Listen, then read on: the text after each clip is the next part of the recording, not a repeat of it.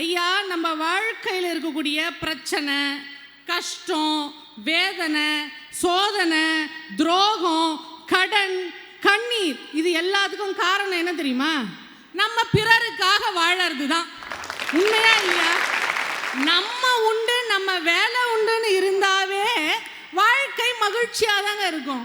எந்த இடத்துலங்க வந்து பேச நிறைய பாதிக்கப்பட்டிருப்பீங்க போலயே. ஆமா, எங்க பெண்கள் எங்க பேச்சையே நாங்க கேட்க மாட்டோங்க. உங்க பேச்செல்லாம் நாங்க கேட்போமா? ஒரு தடவை முடிவு பண்ணிட்டா எங்க பேச்ச நாங்க கேட்க மாட்டோம். ஐயா, நாங்க தப்பு செஞ்சா மன்னிப்பு கேட்போம். ஆனா நீங்க தப்பா நினைப்பீங்கன்றதுக்காகலாம் எங்களால மன்னிப்பு கேட்க முடியுமாங்க? பெண் தானே, பெண் சாஃப்டா இருப்பான்லாம் நினைக்க கூடாது.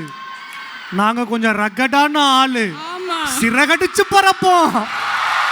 அதானக்கா?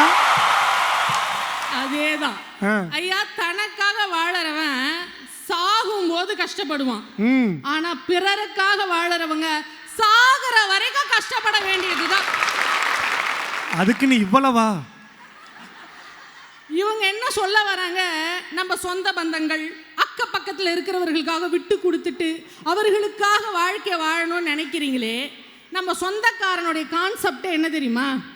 பணக்காரன் சொந்தக்காரன் ஆகணும். சொந்தக்காரன் ஒரு நாளும் பணக்காரன் ஆகக்கூடாது. இப்படி ஒரு வாழ்க்கை மகிழ்ச்சியான வாழ்க்கையா? ஊருக்காக போலியா வாழறதை விட உங்களுக்காக உண்மையா வாழ்ந்துட்டு போங்க.